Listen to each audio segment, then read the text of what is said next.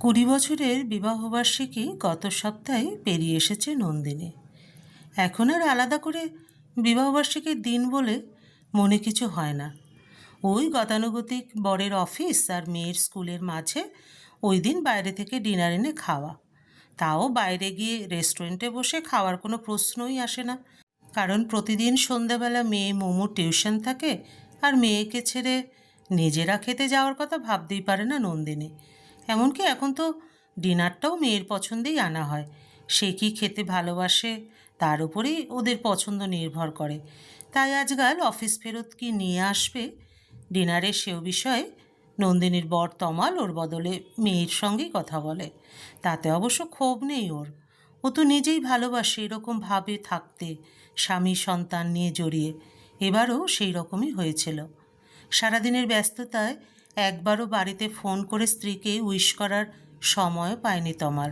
কী বা করার আছে তার? মোমোকে স্কুল বাসে তুলে দৌড়াতে দৌড়াতে অফিসে ঢোকে সে।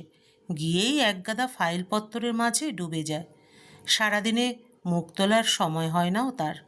মনে মনে নিজেকেই সান্ত্বনা দেয় নন্দিনী। ও ফোন করে না তমালকে।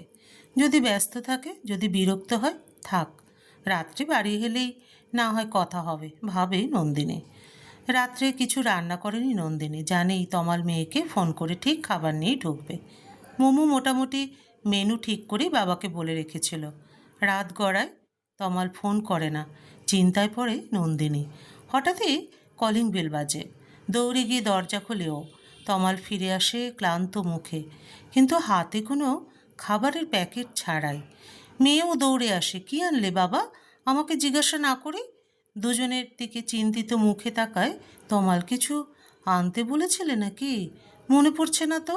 মোমো বলে ওঠে, আরে আজকে তোমাদের ম্যারেজ অ্যানিভার্সারি না? খাবার কোথায়? মেয়ের প্রশ্নে চমকে ওঠে তমাল। ইস, মনেই ছিল না। ঠিক আছে, এক্ষুনি অর্ডার করে দে, মেয়েকে বলে। মনটা খারাপ হয়ে যায় নন্দিনীর। দিনটা ভুলেই গেল ও। এতটাই কি পুরনো হয়ে গেছে সব কিছু? নিজেই নিজেকে প্রশ্ন করে। যদিও রাত্রে শুয়ে নন্দিনীর কাছে ক্ষমা চায় তমাল।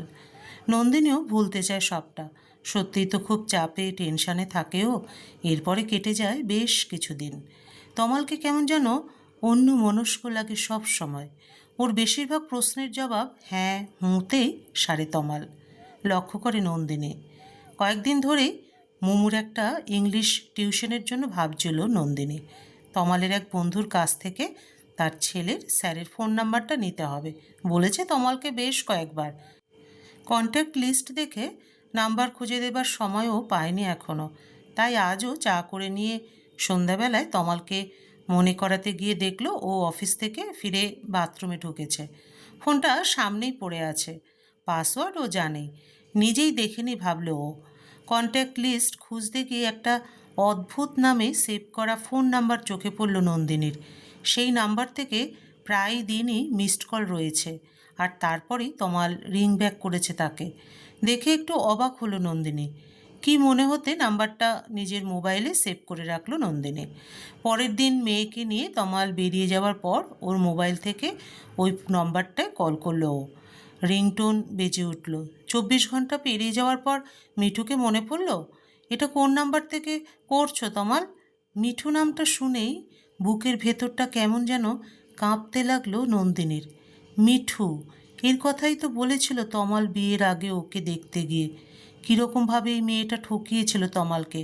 কোনো কিছুই লুকোতে চায়নি তমাল, আর সেটাই ভালো লেগেছিল ওর। নন্দিনী বলেছিল তমালকে অতীতের কোনো দিনও বর্তমানে টেনে আনবে না, এইটুকুই মনে রেখো, প্রমিস করেছিল তমাল।